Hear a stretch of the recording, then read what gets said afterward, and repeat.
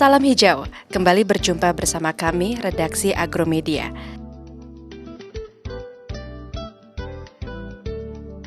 Pada kesempatan kali ini kami menghadirkan sesuatu yang berbeda dari buku-buku kami sebelumnya, yakni mengenal hewan bercapit, lobster air tawar.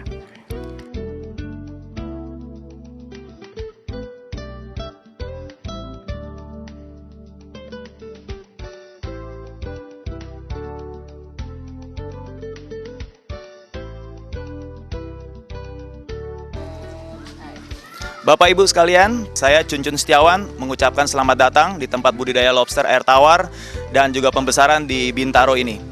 Nah, lobster air tawar seperti kita sudah ketahui, lobster air tawar ini sudah ada di Indonesia sejak tahun 2002 dikembangkan dan sampai tahun 2010 sekarang sudah berjalan 8 tahun, terbukti bahwa budidaya lobster air tawar ini tetap konsisten, baik itu di produksi maupun juga di pemasarannya. Dan bahkan sampai sekarang ini pemasaran tidak hanya meliputi daripada kelas-kelas menengah ke atas, mungkin seperti kafe, hotel dan sebagainya. Namun lobster air tawar ini sekarang sudah masuk pula sampai ke pasar-pasar menengah ke bawah, di mana di warung-warung tenda, seafood, dan bahkan juga mungkin kelas-kelas di ruko dan sebagainya yang menjual seafood dan Chinese food, lobster air tawar ini bisa masuk sampai ke sana. Kenapa? Karena lobster air tawar ini dengan ukurannya yang lebih kecil daripada lobster laut, terbukti bisa masuk ke sana. Dengan hanya puluhan ribu rupiah saja, kita sudah bisa menikmati lobster air tawar ini. Bahkan di beberapa restoran dengan hanya 50.000 sudah bisa menikmati 2 ekor lobster air tawar. Sehingga sangat terjangkau sekali. Dan yang kedua adalah kelebihan daripada lobster air tawar ini, dengan kadar kolesterol yang lebih rendah dibandingkan lobster laut, maka lobster air tawar ini boleh menjadi pilihan bagi kita yang mungkin mengalami suatu problem dengan kadar kolesterol. Dan kemudian yang ketiga, lobster air tawar ini dengan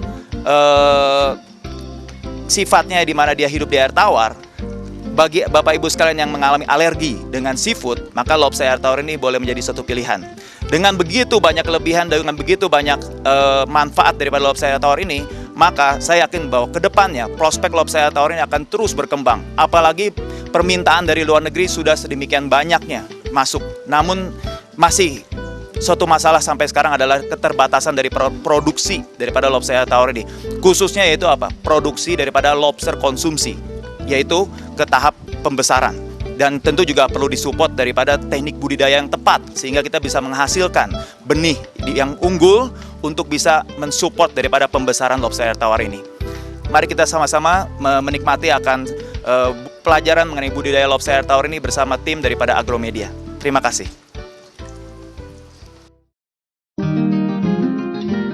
Lobster. Siapa sangka udang besar ini ternyata bisa dibudidayakan di air tawar. Padahal sebelumnya hanya lobster laut yang dieluk-elukan oleh penikmatnya. Penyebabnya tidak lain karena rasa daging lobster laut begitu menggugah selera.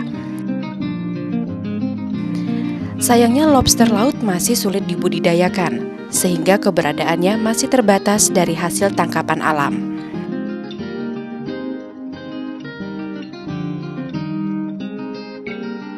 Hal ini berbeda dengan lobster air tawar. Selain memiliki rasa yang tidak jauh berbeda dengan lobster laut, lobster air tawar terbukti mudah dibudidayakan. Selain itu, harga jualnya yang stabil juga menjadikan lobster ini sangat menjanjikan untuk dijadikan sebagai usaha sampingan.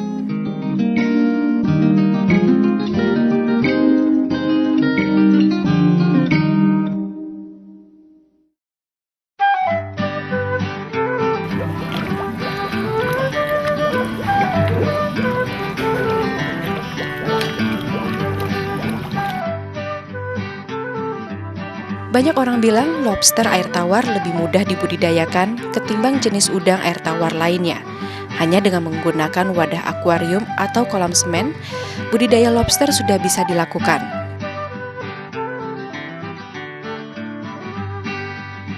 Keunggulan lainnya, lobster air tawar ini tidak mudah stres atau terserang penyakit. Asalkan kebutuhan pakan, kualitas air, dan kebutuhan oksigen yang terlarut dalam air terpenuhi dengan baik. Di dunia terdapat 3 famili lobster air tawar, yakni famili Astacidae, Cambaridae, dan Parastasidae. Lobster air tawar dari famili Astacidae dan Cambaridae tersebar di belahan bumi bagian utara, sedangkan famili Parastacidae menyebar di bumi bagian selatan seperti Australia, Indonesia bagian timur, Selandia Baru, dan Papua Nugini. Umumnya tempat hidup atau habitat lobster air tawar memiliki ciri-ciri khusus, seperti sungai yang tepinya dangkal dan bagian dasarnya terdiri atas campuran lumpur, pasir, dan bebatuan. Selain itu, lobster air tawar juga mudah ditemukan di sungai atau danau yang banyak ditumbuhi air atau tanaman darat yang akar atau batangnya terendam air, sedangkan daunnya berada di atas permukaan air. Di Indonesia, lobster air tawar mudah ditemui di Danau Clarisivet dan Sungai Ayamoro di Kabupaten Wamena, Papua.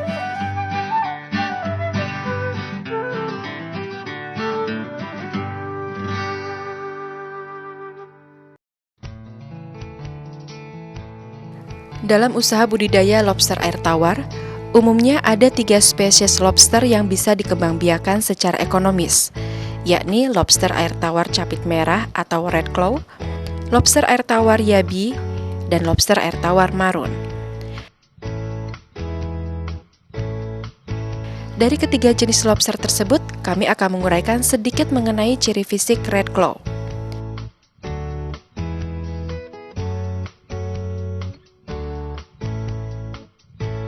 Umumnya, lobster red claw memiliki warna dominan hijau kemerahan. Di bagian atas capitnya terdapat pola garis merah yang tajam, terutama pada induk jantan yang telah berumur lebih dari 4 bulan. Selain itu, seluruh permukaan capit red claw memiliki duri-duri kecil berwarna putih. Si capit merah ini dapat hidup dan berkembang pada kisaran suhu 2 hingga 30 derajat Celcius. Meskipun demikian, suhu ideal yang paling tepat untuk lobster ini adalah 24 hingga 30 derajat Celcius, dengan kandungan oksigen di dalam air minimum 3 ppm, pH 6 hingga 8, dan kadar amonia maksimum 1 ppm. Walaupun membudidayakan lobster terbilang mudah, tetap saja dalam persiapannya harus dilakukan secara matang agar pembudidayaan bisa berjalan dengan maksimal.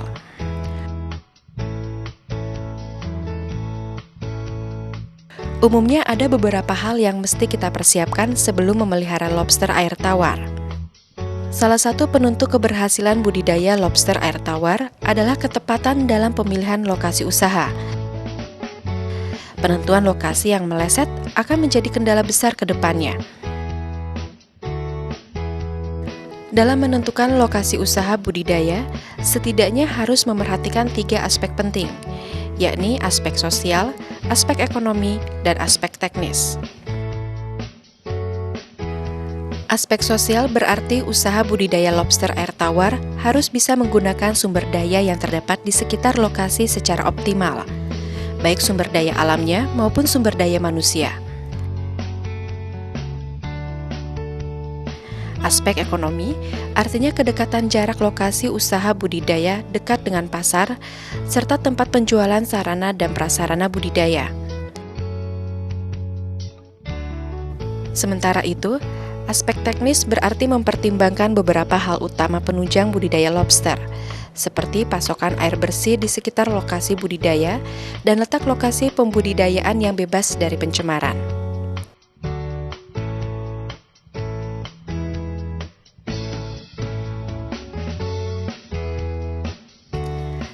Sebelum menentukan wadah pemeliharaan yang akan digunakan, ada baiknya kita mempertimbangkan terlebih dulu luas lahan dan modal usaha yang dimiliki. Jika lahan dan modal usaha yang dimiliki terbatas, gunakan akuarium atau kolam terpal sebagai wadah budidaya. Namun jika lahan dan modal usaha yang dimiliki berlebih, gunakan wadah lain untuk pembudidayaan. Misalnya, kolam semen, kolam tanah, atau kolam sisi plastik dengan ukuran lebih luas.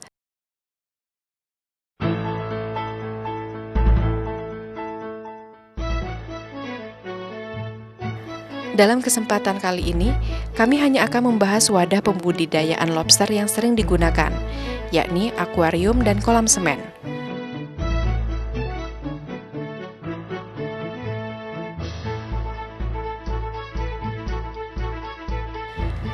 Anda memiliki akuarium bekas pemeliharaan ikan hias? Jangan dibuang. Ternyata akuarium tersebut juga bisa digunakan untuk memelihara lobster.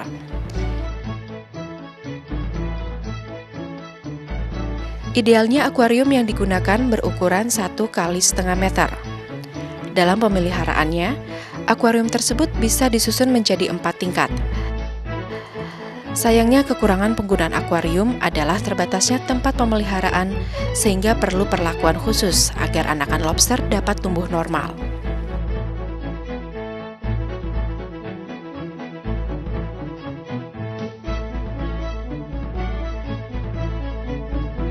Untuk pembudidayaan, sebenarnya kolam semen memiliki kelebihan dibandingkan dengan kolam lain.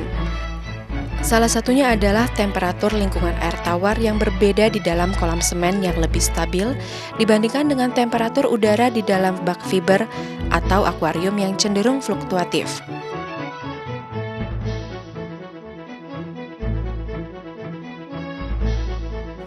Tidak ada patokan pasti ukuran kolam pemeliharaan.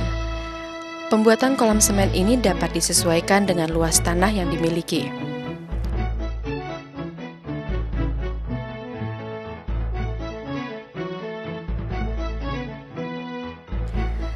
Sebelum budidaya dilakukan, sangat bijaksana jika sumber air dijadikan pertimbangan yang cukup penting. Sebab, dalam memelihara lobster, diperlukan air yang cukup banyak. Selain itu, air yang tersedia juga harus berkualitas baik, sehingga pertumbuhan lobster menjadi lebih cepat. Penilaian terhadap kualitas air yang bagus meliputi temperatur, derajat keasaman atau pH, kandungan garam atau salinitas, kandungan amonia, dan kekeruhannya.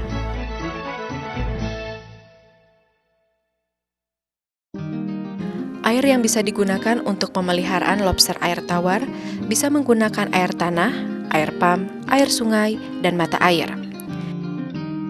Namun, khusus untuk air tanah dan air pam, sebelum digunakan, kedua jenis air tersebut perlu diendapkan terlebih dulu selama 12 jam agar kondisinya bisa sesuai dengan kebutuhan hidup lobster.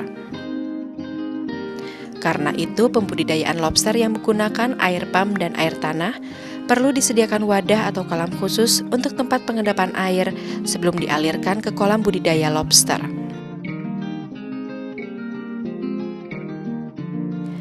Temperatur air yang ideal dalam pemeliharaan lobster air tawar adalah 24 hingga 30 derajat Celcius. Temperatur di bawah atau di atas angka tersebut sangat membahayakan kehidupan lobster air tawar. Karena itu, temperatur air harus senantiasa diukur menggunakan termometer yang direndam hingga ke dasar kolam.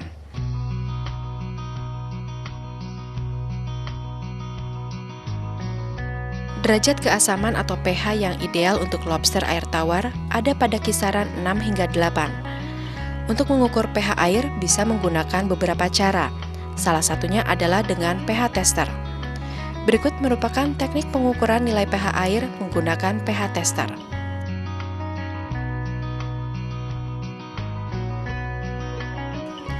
Ambil sekitar 5 ml air dari dalam kolam, lalu masukkan ke dalam tabung kaca. Teteskan 4 tetes cairan pH tester ke dalamnya.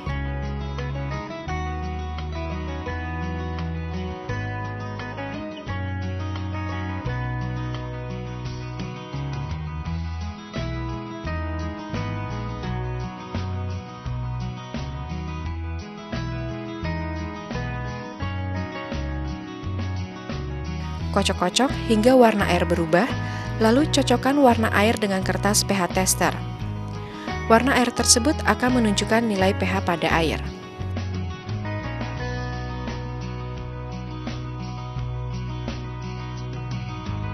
Kandungan garam maksimal yang masih bisa ditoleransi oleh lobster air tawar adalah 3 ppt. Untuk mengukur kadar garam dalam air, bisa menggunakan salinitas meter.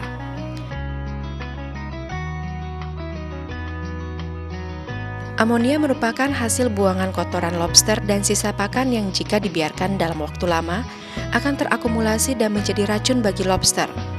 Karena itu, kadar amonia dalam air perlu dipantau, yakni maksimum 1 ppm.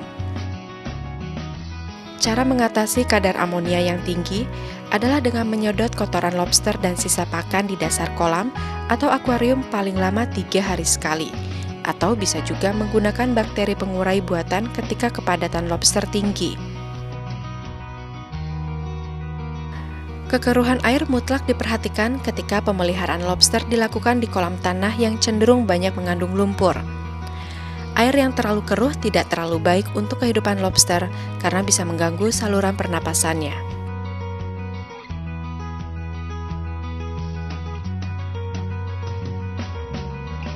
Tempat persembunyian diperlukan karena di habitat aslinya, lobster air tawar suka bersembunyi dan mencari tempat yang gelap. Ada beberapa fungsi dari keberadaan tempat persembunyian, yakni sebagai tempat perlindungan lobster, untuk meminimalkan kanibalisme, dan untuk menambah jumlah atau kapasitas lobster yang bisa ditampung dalam wadah budidaya. Umumnya, jenis tempat persembunyian bisa terbuat dari bahan buatan dan alami.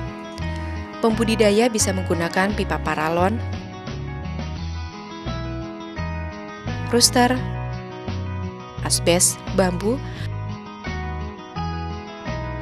genting, tanaman air, batu zeolit, batu koral, paranet anggrek, karung bawang bombay, tali rafia, jaring, kelambu, bahkan dedaunan.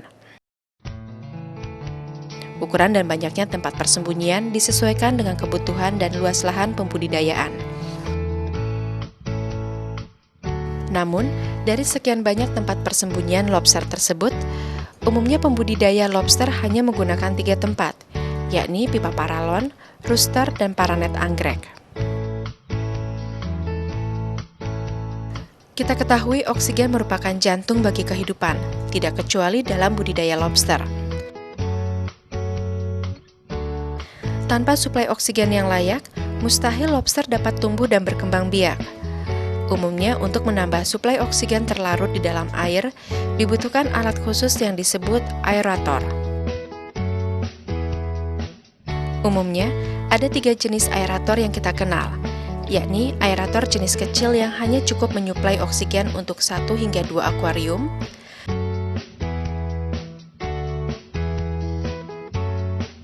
aerator jenis besar atau yang biasa disebut dengan high blow, dan aerator jenis super besar yang disebut dengan blower. Sama halnya dengan tempat persembunyian, kebutuhan aerator juga disesuaikan dengan wadah dan luas lahan pembudidayaan. Fungsi pompa adalah untuk menyedot air dan menyemburkannya kembali sehingga bisa memberikan oksigen ke dalam air.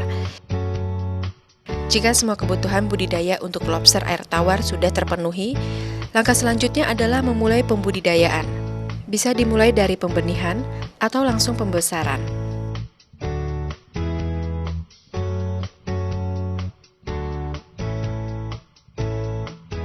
Pembenihan merupakan usaha untuk mendapatkan benih atau anakan.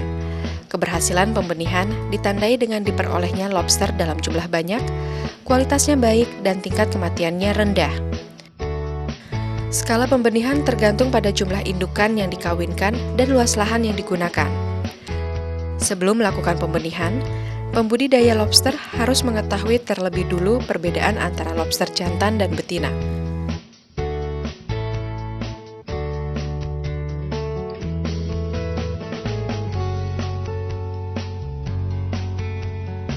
Untuk membedakan lobster air tawar jantan dan betina, dapat dilihat dari bentuk kelamin yang terletak di bagian bawah tubuhnya.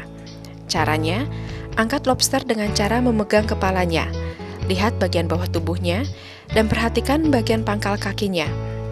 Lobster jantan memiliki penis berupa 2 daging menonjol pada pangkal kaki pertama dari bawah atau ekor.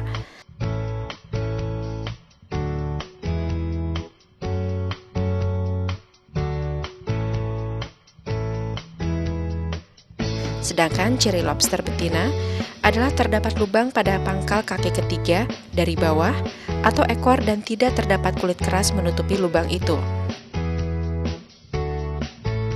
Lubang tersebut adalah kelamin lobster betina dan tempat mengeluarkan telurnya.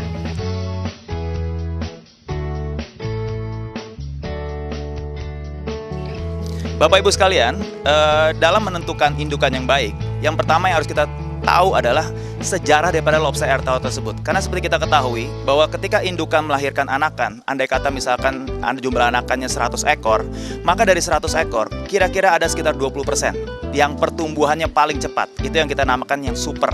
Dan ada lagi sekitar 60% yang standar dan 20% yang kuntet. Nah, dari indukan yang super tersebut, kita besarkan itu untuk menjadi calon indukan. Dan ketika umurnya sudah tepat, yaitu sekitar umur 5 bulan, maka kita sudah bisa mulai mengawinkan lobster air tawar. Nah, seperti kita lihat di sini, ini adalah ciri-ciri daripada lobster air tawar jantan yang baik, di mana dia memiliki capit, ada warna merahnya. Kemudian tentunya dia memiliki kelamin di pangkal kaki pertama di sini, ada 2 kiri kanan, dan tidak terdapat adanya tanda-tanda kelamin betina. Karena apabila kita melihat ada tanda-tanda kelamin betina, maka lobster air tawar ini bisa kategorikan lobster yang bencong, dan itu kurang baik untuk kita gunakan untuk perkawinan. Dan ini ciri-ciri jantan yang baik, di mana ukuran kepala sedikit lebih besar, tapi tidak terlalu besar dibandingkan ekornya. Jadi antara kepala dengan ekor proporsional. Apabila ukuran kepala lebih besar jauh dibandingkan ekornya, maka lobster air tawar tersebut bisa masuk kategori yang kurang istilahnya kurang gemuk atau kurang berisi, sehingga mungkin pemberian makannya kurang dan sebagainya. Nah, kemudian untuk ciri-ciri daripada betina yang baik, nah tentunya pertama untuk dikawinkan, ukuran jantan dan betina sebaiknya tidak terlalu jauh. Ini hanya sebagai simulasi saja. Nah, ini betina yang baik tentunya seperti tadi saya sebutkan di awal, umurnya harus minimal 5 bulan. Gitu ya, 5 bulan, kurang lebih dengan ukuran panjang sekitar 5 inci di lobsternya, dengan ada kelamin betina. Ini di pangkal kaki ke-1, kedua, ketiga. Di sini ada kelamin betinanya, ada seperti 2 lubang. 2 lubang ini harus terbuka dengan lebar. Jangan sampai lubangnya ini tertutup, karena dari lubang inilah tempat nanti dia mengeluarkan telurnya. Jadi di sini sangat penting sekali, kita harus perhatikan lubang ini dalam posisi terbuka, begitu. Dan selanjutnya kalau kita lihat dari badannya, betina memiliki ukuran kepala lebih kecil dibandingkan ukuran ekornya. Jadi ukuran ekor ini harus lebih besar sedikit dibandingkan ukuran kepalanya. Jadi kurang lebih seperti itu, kurang lebih ciri-ciri daripada indukan yang baik yang bisa kita budidayakan. Setelah dapat membedakan lobster jantan dan betina, langkah selanjutnya adalah mengawinkannya. Pilih indukan yang berukuran di atas 5 inci atau 12,5 cm atau berumur di atas 6 bulan. Pasalnya, lobster berukuran di atas 5 inci akan menghasilkan jumlah anakan cukup banyak dan pertumbuhan anakannya akan lebih cepat dibandingkan dengan anakan yang berasal dari indukan yang berukuran lebih kecil. Perbedaan ukuran badan antara lobster jantan dan betina diharapkan tidak terlalu jauh. Pasalnya, perbedaan yang terlalu jauh menyebabkan lobster sulit kawin. Caranya, gabungkan indukan jantan dan betina lobster menjadi satu dalam suatu media kolam atau akuarium. Dengan akuarium berukuran 1 kali setengah meter dan tinggi 25 cm, bisa dimasukkan sekitar 5 lobster betina dan 3 lobster jantan.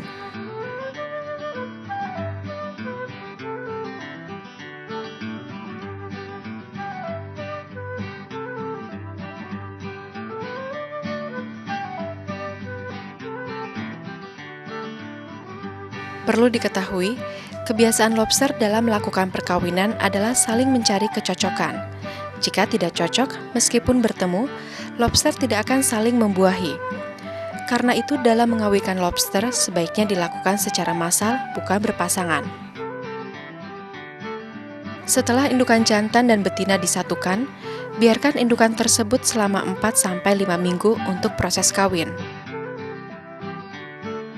Setelah itu, kuras habis seluruh isi kolam dan pisahkan setiap lobster betina yang bertelur dalam satu keranjang tersendiri yang dilengkapi dengan sebuah pipa paralon berukuran 2 inci. Setelah dikurung selama 2 hingga 3 minggu, biasanya telur sudah menempel sempurna pada tubuh lobster betina. Jika kondisi sudah demikian, lobster betina bisa dipindahkan ke akuarium penetasan atau ke kolam penetasan massal. Setelah menetas, biasanya anakan langsung keluar dari keranjang. Beberapa waktu kemudian, anakan lobster tersebut bisa langsung diberi makan berupa pelet khusus dengan kandungan protein tinggi untuk memacu pertumbuhannya. Jumlah pakan yang diberikan sebaiknya 3% dari berat badannya. Kematian lobster akibat serangan hama dan penyakit sangat jarang. Biasanya dalam satu kelompok anakan, sekitar 10% akan mati karena mereka tidak mampu beradaptasi. Kematian ini terjadi karena secara genetik anakan itu memang lemah. Kematian benih juga bisa dipicu oleh kegagalan dalam pergantian kulit yang pertama kali.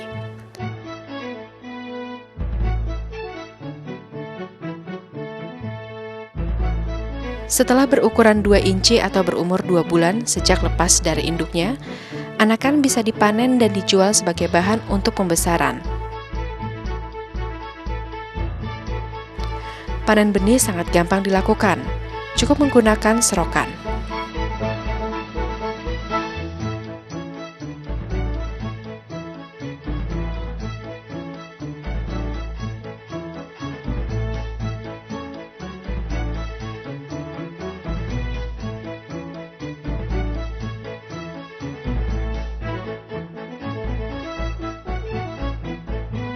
Pembesaran lobster air tawar bertujuan untuk mendapatkan indukan, lobster ukuran konsumsi, dan lobster yang diperuntukkan untuk lobster hias. Umumnya dibutuhkan waktu 6 hingga 7 bulan untuk mencapai tujuan tersebut. Perlu diingat, faktor yang paling menentukan agar lobster bisa tumbuh dengan cepat adalah keberadaan oksigen terlarut dalam air dan pakan yang berprotein tinggi. Benih untuk pembesaran bisa diperoleh dari kolam pembenihan sendiri atau membeli ke pedagang benih. Jika terpaksa membeli dari pihak lain, pilihlah benih yang berasal dari keturunan yang bagus. Hal lain yang perlu diperhatikan adalah ruang tempat bergerak untuk lobster. Berbeda halnya dengan pembesaran sapi atau ayam yang jika dibesarkan di tempat yang sempit, pertumbuhannya akan lebih cepat. Justru lobster pertumbuhannya akan lebih lambat jika dipelihara di wadah sempit dibandingkan dengan wadah atau kolam yang lebih luas. Pasalnya, tempat yang lebih besar membuat lobster lebih aktif bergerak dan beraktivitas, sehingga membuatnya cepat lapar. Tentu saja, lobster yang banyak makan, pertumbuhan badannya bakal lebih cepat besar. Dalam pembesaran, pilih benih yang berjenis kelamin jantan saja, karena pertumbuhannya lebih cepat daripada yang betina. Pasalnya, energi yang dimiliki lobster betina tidak hanya untuk membesarkan dagingnya, tetapi juga untuk memelihara telurnya, terutama ketika memasuki tahap pembesaran.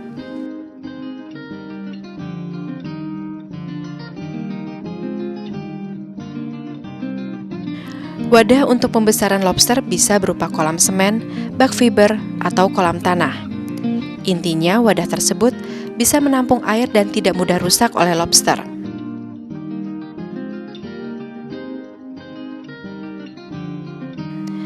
Sebaiknya tinggi air dalam wadah pembesaran minimum 60 cm, sehingga wadah itu tidak perlu diberi penutup. Setelah itu, masukkan tempat persembunyian berupa pipa paralon ke dalam wadah pembesaran. Sebaiknya pipa-pipa paralon sebagai tempat persembunyian itu digabung atau diikat. Tujuannya untuk memudahkan pemindahan jika sewaktu-waktu diperlukan. Setelah itu, masukkan benih lobster air tawar ke dalam media pembesaran dengan pada tebar benih 10 ekor per meter.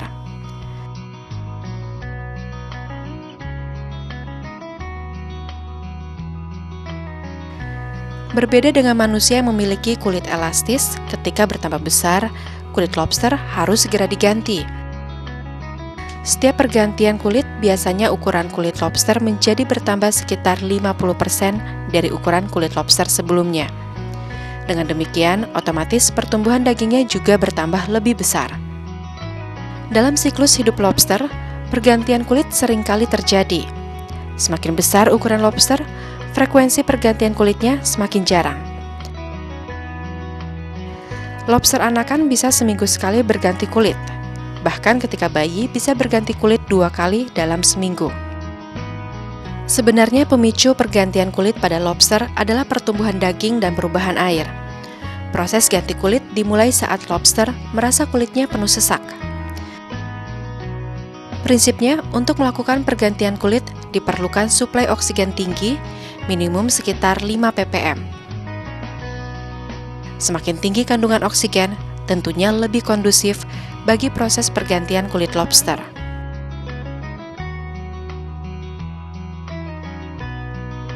Cara mendatangkan oksigen terlarut dalam jumlah tinggi adalah dengan melakukan penggantian air setiap saat. Caranya, masukkan air baru ke kolam secara perlahan-lahan melalui pipa atau keran air. Air baru ini akan mendorong air kotor keluar dari pipa pembuangan. Dengan begitu, kondisi oksigen di dalam air akan selalu terjaga karena oksigen terlarut akan masuk secara terus-menerus dan jumlahnya benar-benar maksimal.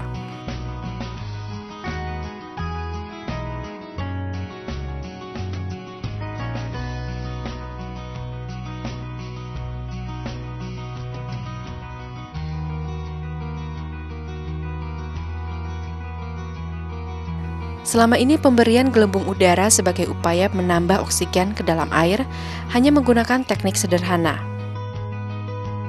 Namun kini, ada sistem pemberian oksigen yang dinamakan airlift. Oksigen yang dihasilkan dari teknik ini bakal lebih besar daripada teknik biasa.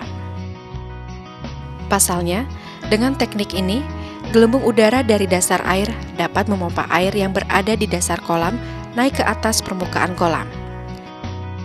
Sistem ini dapat diterapkan menggunakan selang berukuran 5/8 inci dan alat pipa paralon berukuran setengah hingga 4 inci dengan panjang 125% dari tinggi air kolam. Sementara itu, untuk kolam-kolam besar bisa menggunakan pipa paralon berukuran 5 inci. Agar pipa tetap tegak di dalam air, berikan pemberat seperti batu di bagian bawah pipa. Sedangkan di bagian atas pipa bisa diberi pelampung berupa botol plastik bekas.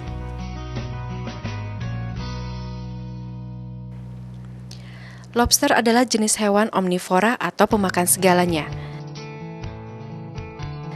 Di habitat aslinya, hewan bercapit ini memakan apa saja yang ditemuinya, seperti akar, daun, daging, ikan, dan cacing.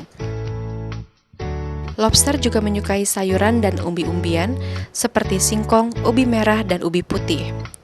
Namun, dalam teknik pembesaran lobster super cepat, tidak disarankan memberikan pakan alami secara terus-menerus. Pasalnya, pakan tersebut akan menimbulkan kotoran cukup banyak di dasar kolam. Intinya, untuk mempercepat pertumbuhan lobster, lebih praktis memberikan makanan pelet dengan kandungan gizi lengkap. Saat ini pelet lobster sudah dijual bebas dan bisa dijumpai dengan mudah di agen-agen pakan ikan di mana saja. Untuk pembudidayaan di kolam semen dan akuarium, dalam sehari pakan diberikan sebanyak 3% dari berat badan lobster. Pakan tersebut diberikan 2 kali sehari, yakni pagi hari pukul 7 hingga 10 sebanyak 25% dan sore hari pada pukul 17 sebanyak 75%. Pemanenan sebaiknya dilakukan pada malam hari, sebab jika pemanenan dilakukan pada siang hari, panas matahari yang langsung mengenai lobster dan berlangsung lama dapat menyebabkan lobster mati. Pemanenan lobster konsumsi bisa dilakukan dengan 2 teknik, yaitu tanpa menguras dan dengan menguras air kolam. Teknik pemanenan yang umum dilakukan adalah dengan menguras kolam terlebih dulu, baru mengambil lobster satu persatu. Namun, kini ada cara baru pemanenan yang lebih praktis dan efisien, yakni pemanenan dengan teknik flow trap. Teknik flow trap ini bisa diartikan juga sebagai teknik memanfaatkan arus air untuk menjebak lobster. Teknik flow trap dilakukan dengan cara mengucurkan air ke kotak yang dapat terbuat dari plastik, bag fiber atau kayu yang dilapisi plastik dan styrofoam. Perlu diingat, dalam pemberian air baru tidak boleh langsung menggunakan air tanah dan air pump, tetapi harus diendapkan terlebih dulu. Agar lobster dapat naik dan masuk ke kotak, maka perlu membuat tanjakan yang tidak terlalu curam. Di tempat tersebut pula tempat keluarnya air. Setelah air di dalam kotak penuh, otomatis air akan keluar melalui tanjakan tersebut dan masuk ke dalam kolam. Selanjutnya, lobster akan mengikuti arah aliran air, lalu masuk dan berdiam di dalam kotak. Beberapa keunggulan teknik flow trap dibandingkan dengan teknik pemanenan secara manual sebagai berikut. Pertama, lebih praktis, karena hanya menunggu lobster yang berada di kolam masuk ke dalam kotak. Lobster yang didapat juga lebih bersih, karena secara otomatis tercuci oleh air baru yang berada di dalam kotak. Kedua, risiko kematian lebih kecil. Pasalnya, lobster cenderung tidak stres karena terus mendapatkan air bersih yang mengandung banyak oksigen. Ketiga, biaya panen lebih murah lantaran hanya membutuhkan sedikit tenaga kerja.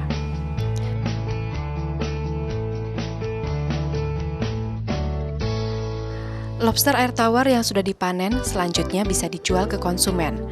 Untuk pengirimannya, perlu dilakukan pengemasan yang tepat agar lobster yang dikirim tidak mati. Pengemasan atau packing bisa dilakukan dengan dua cara, yakni pengemasan kering dan pengemasan basah.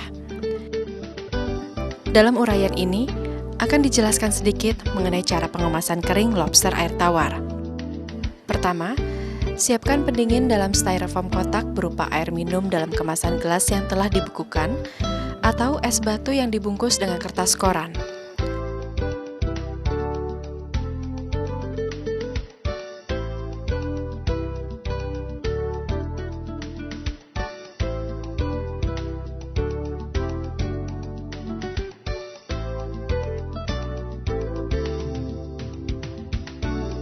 Kedua, letakkan lembaran busa yang telah direndam air di dasar styrofoam.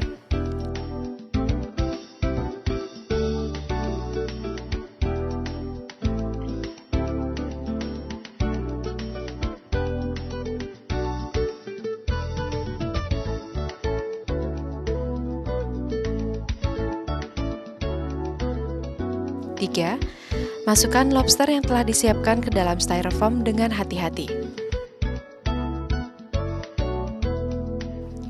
4. Letakkan kembali lembaran busa basah di atasnya, tetapi yang telah diperas. Kemudian, masukkan kembali lobster di atasnya, lalu tutup kembali dengan busa basah yang telah diperas. Lakukan cara ini hingga lobster tertampung semuanya ke dalam styrofoam.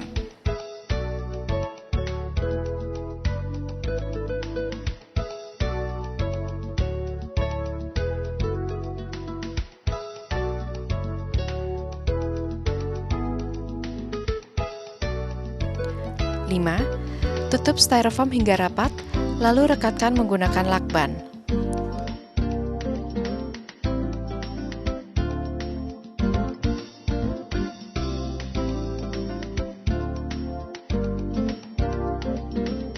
Enam, masukkan selang oksigen ke dalam styrofoam. Bekas tusukan pengisi oksigen murni ditutup rapat kembali menggunakan lakban. 5.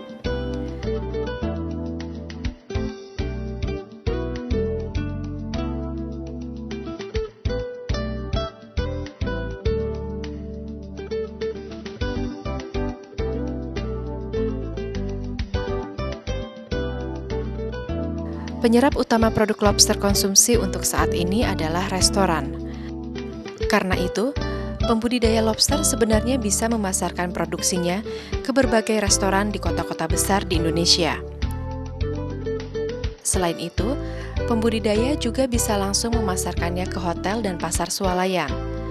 Namun kualitas produk dan kontinuitasnya harus diutamakan.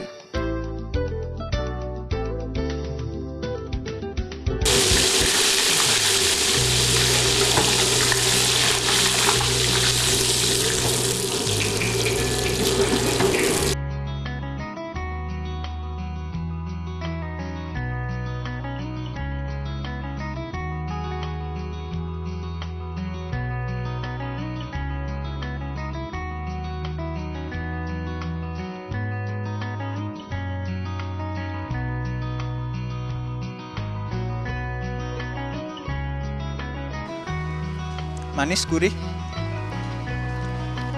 enak. Cukup sering saya makan ini. Dan lobster ini adalah salah satu menu favorit saya. Dan harganya juga cukup terjangkau. Sebenarnya jika lobster yang dihasilkan masih belum banyak, pembudidaya dapat menjualnya atau menyetorkannya ke pengepul. Pengepul inilah yang akan menyuplai pasar secara kontinu. Namun jika produksi masih terbatas, tentunya sulit memenuhi permintaan konsumen untuk menyuplai lobster dalam jumlah tertentu secara berkesinambungan. Selain itu, pembudidaya juga bisa memasarkan lobsternya ke luar negeri. Pasar ini masih terbuka lebar, tetapi belum digarap karena kemampuan suplai para pembudidaya lobster di Indonesia masih sangat rendah.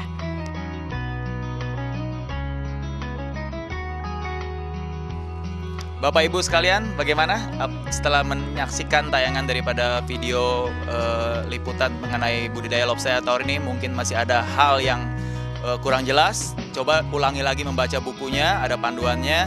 Bagi yang baru mulai menjalankan usaha lobster air tawar ini, saran saya agar tidak cepat mudah menyerah. Karena di dalam usaha lobster air tawar ini sebenarnya tidak ada yang gagal, tetapi yang ada adalah mereka yang menyerah.